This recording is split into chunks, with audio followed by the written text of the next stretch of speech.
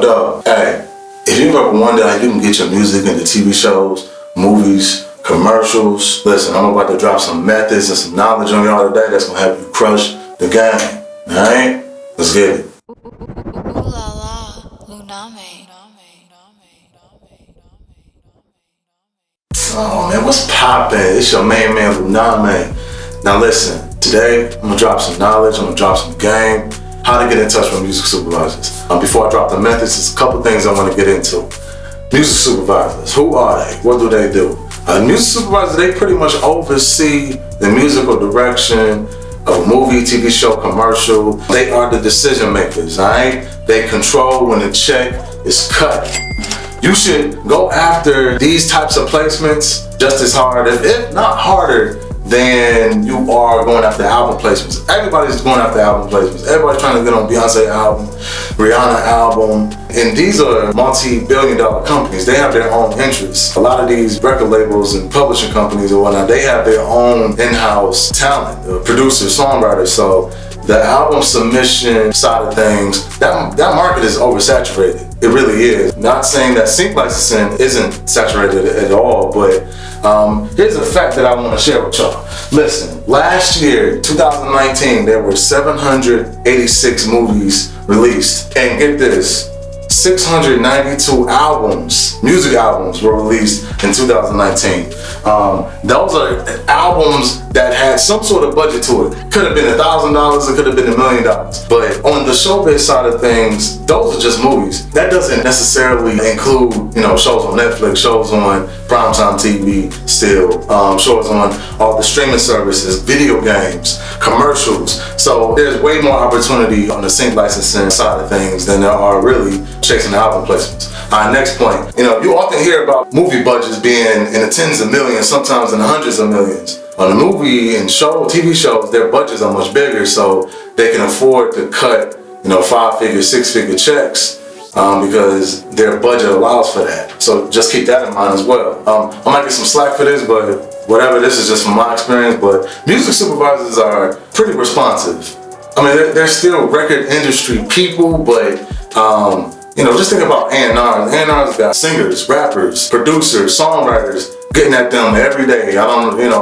God knows how many emails and how many people approach them every day. So just keep that in mind as well. Man, fuck all that. Get to the point. About to get into the methods. First method, imdb.com.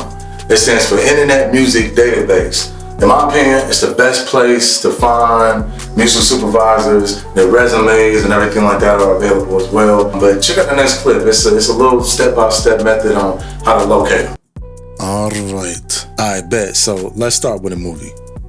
Let's do Teen Spirit. Now, I've already searched this earlier, but let's get it. So you want to go to full cast and crew. Going to click on that.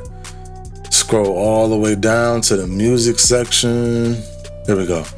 I bet. So music supervisor for this particular project, Steven Gazicki. Yeah. So you can click on his resume. Now, in order to view their resume, you're gonna need to be an IMDb Pro member. But as you can see, we can kind of still see his resume just by scrolling. IMDb might want to update this, but at the same time, we can use it for our little benefit. Understand me? But yeah, bet. So you can see he's an active music supervisor. Let's Google his name. So like I said, I've already done some searching, and this is his Instagram. So all right, cool. So you got his Instagram, and you can easily send him a DM. Now, it's gonna go to his filtered inbox, but you can use this method over and over again, rinse and repeat it, and build up your list of music supervisors. You know what I'm saying, man? Let's get it happening. Method number 2, LinkedIn. LinkedIn.com. Now, LinkedIn is simple. You can literally go on there and type in music supervisor, and the names are gonna pop up. I recommend that you take their names and cross-reference them with imdb.com. Just take their name, type it in at imdb.com. If the name pops up, see what their resume, see if there's any sort of consistency with the projects that they worked on it, so that you can, better prepare yourself when you pitch your music to them. Now, here's a golden nugget. LinkedIn has a DM feature. A lot of people don't know this. They do have a direct message feature. It's a free trial. I'm not sure how long it is, and I'm not sure how much the service is after the free trial, but we're in the music business. I mean, if you're serious about your career, you're treated like a business. Let me try it out for a month. Method number tertiary.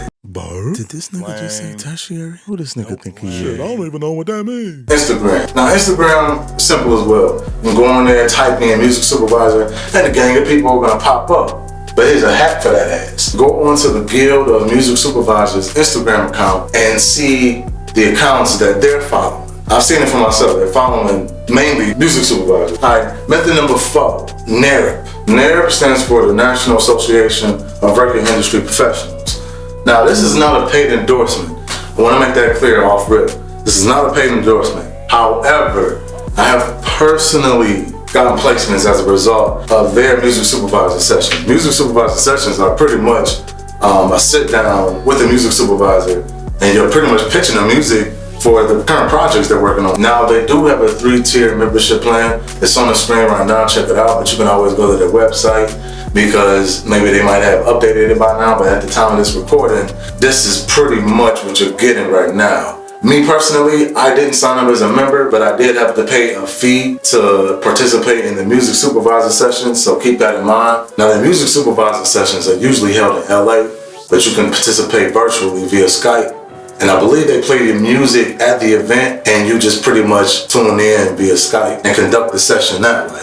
If there's anything I want you to take away from this video, is this: build a relationship. Just don't start off asking for handouts. Nigga, what? Offer some sort of value in exchange. Ask them how you can make their life easier. They may find it amusing, and they might not even need you for anything, but subconsciously, they'll appreciate it, if anything.